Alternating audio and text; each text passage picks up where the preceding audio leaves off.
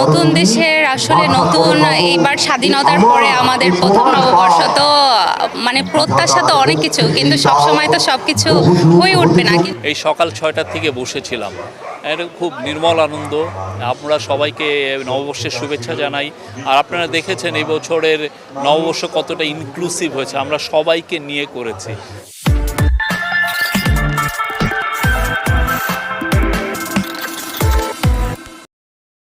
সবাই আনন্দের সাথে এই নববর্ষকে সেলিব্রেট করছে এবং একটা মিলন মেলায় পরিণত হয়েছে। সবাই এসছেন, শিশু, কিশোর, বৃদ্ধ, বৃদ্ধা, মধ্যবয়সী সবাই এসছেন। সব আমাদের দেশে যত জাতিগোষ্ঠীর লোকজন আছেন সবাই এসেছেন। আমি এই সকাল 6টা থেকে বসেছিলাম, এটা খুব নির্মল আনন্দ। আমরা সবাইকে নববর্ষের শুভেচ্ছা জানাই। আর আপনারা দেখেছেন এই বছরের নববর্ষ কতটা ইনক্লুসিভ হয়েছে, আমরা সবাইকে নিয়ে করেছি। যারা আমাদের যে পাহাড়ি ভাই বোন, তাদের সাথে আমরা বিজু, সাংরাই, সংক্রান আমরা একসাথে করেছি। যে এই যে আনন্দটা সবাই যে ভাগাভাগি করে নেওয়া, এটাই ছিল আমাদের মূল ইচ্ছা এবং সেই ইচ্ছাটার প্রতিফলন আপনারা দেখেছেন। আসলে পরিবেশ মিলে সবকিছুই ভালোই লাগছে। আমি মনে করি না কোথাও কোনো ত্রুটি আছে, আমার কাছে তো খুবই ভালো লাগছে।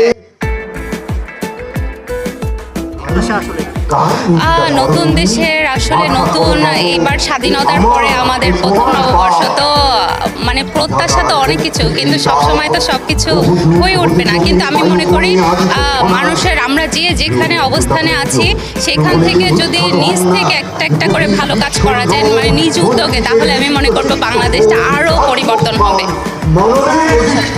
আসলে আমি মনে করি যে নিজেদের মধ্যে যদি সচেতনতা থাকে, তাহলে আমি মনে করব প্রতিটা দিনই আমাদের এরকম উৎসবের দিনই হবে। তো সচেতনতা আসলে মানুষ শিখিয়ে দিতে পারবে না, এটা নিজ থেকে আসতে হবে।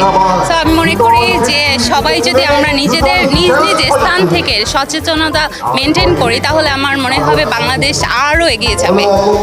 খুবই ভালো লাগছে। আমরা আসলে পুরা ইয়েতে আটকে গেছি, আমরা ইন্টারনেট, মোবাইল ফোনে আটকে গেছি। সেখান থেকে শুভ বাংলা নববর্ষ যে সারা বছর অপেক্ষা করি, নববর্ষে এসে রমনা বটমূলে এসে আমরা যে বাংলার ঐতিহ্যটা পাই, সেটার জন্যই আমাদের এখানে আসা, পরিবারের সবাইকে নিয়ে।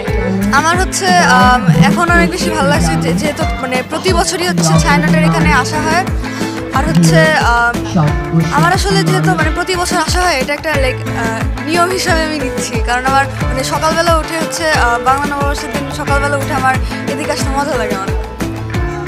আমি এখন পর্যন্ত কোনো চেঞ্জেস দেখিনি, কিন্তু দেখতে পারি পরের বছরে। এখন পর্যন্ত আমরা আসলে সবাই আসে বাঙালিত্বের টানে, আমাদের সংস্কৃতির টানে এবং প্রাণের টানে। ছায়ানট আমাদের প্রাণের জায়গা, তো আমরা সবাই গানের শিল্পী, আমরা গানটা খুব ভালোবাসি, অন্তরে ধারণ করি, এই জন্যে আসি। এবং নববর্ষের প্রথম দিনে এই গানের মধ্যে দিয়ে আমাদের নতুন বছরটা শুরু হোক, এটা আমার সবসময় চাওয়া, তাই চলে আসি। অবশ্যই পয়লা বৈশাখ তো আসলে আমাদের বাংলাদেশ বলেন, বাঙালি সংস্কৃতি যেভাবে আপনি বলেন না কেন, এটা আমাদের আসলে একটা অবিচ্ছেদ্য অংশ।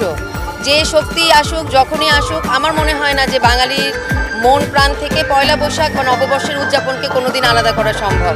তো যত শঙ্কাই থাকুক, আমরা অনেকবার অনেক রকম শঙ্কার মুখোমুখি হয়েছি, কিন্তু কোনো অপশক্তি আমাদের এই উদযাপনকে নষ্ট করতে পারবেও না বলে বিশ্বাস করি, এবং এবছর সেটাই তার প্রমাণ।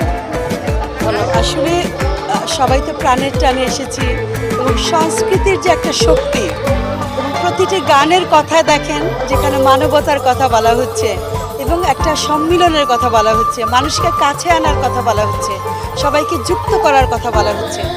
আজকের দিনের এইটাই প্রত্যাশা, আমরা যেন একটা অসাম্প্রদায়িক এবং একটা সাংস্কৃতিক একটা খুব সুন্দর পরিবেশ পাই, এবং আমার অনাগত যে সন্তানরা, ওরাও জানি এই সময়টাকে খুব সুন্দরভাবে পার করতে পারে।